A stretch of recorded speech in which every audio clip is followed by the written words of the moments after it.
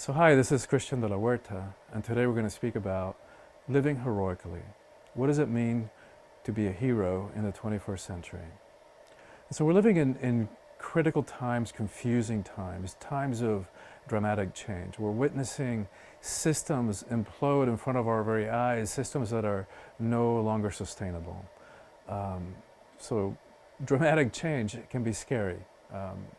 And Einstein said that you can't solve a problem from the same level of consciousness in which it was created.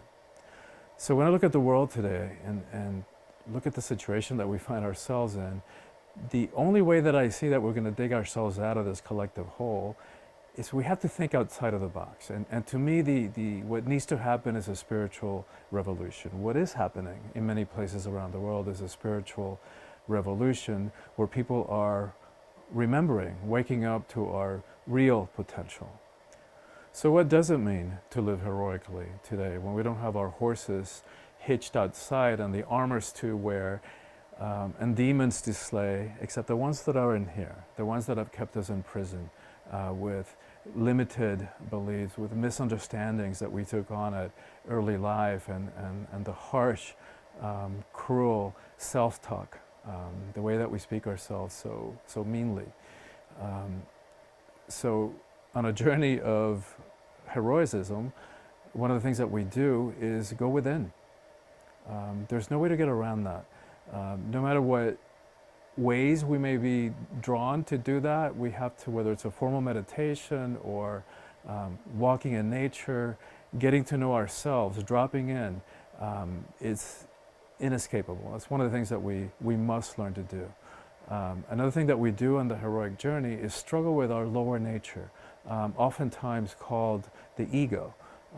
It's an aspect of the mind that is limiting, that is fear-based, that is very defensive. It's a part of the psyche that is reactive. And so on a heroic journey, we transcend that. Like we feel the limitations of the ego, we feel its reactive tendencies, and we bring choice back into the equation. We choose otherwise, other than just the reacting to old, habitual behaviors coming from a place of woundedness. Living heroically also means that we no longer allow ourselves to play victim. So no matter what happened in our lives, no matter what curveballs life will continue to throw our way, we always get to choose how we're going to be in response to that.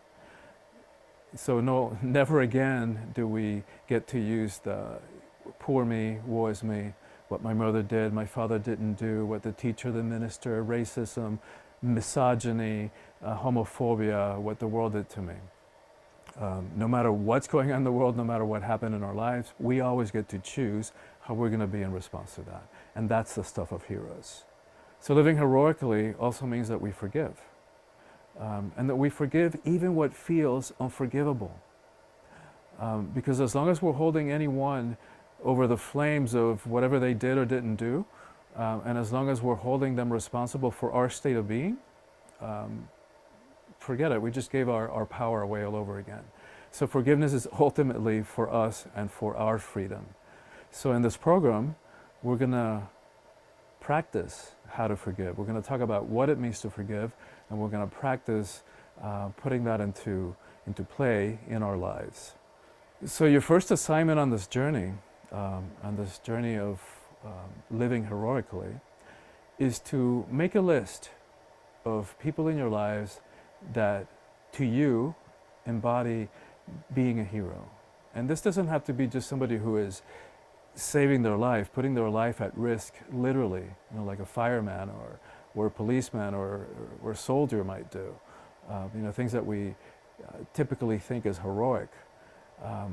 We're expanding the way that we think of heroism so that anybody who's in our lives, who is extending themselves beyond their normalness, their smallness, and placing themselves at risk in some way, even emotionally, for the sake of their growth or somebody else's growth, we're including that as heroic. So that could be our mom, that could be anybody in our lives, a special teacher, a coworker. So the assignment is to make a list of people that embody these qualities for us, qualities that we consider heroic, and then a sub-list of listing those qualities. Like, what is it about those people that touch your heart, that inspire you, that you consider to be heroic?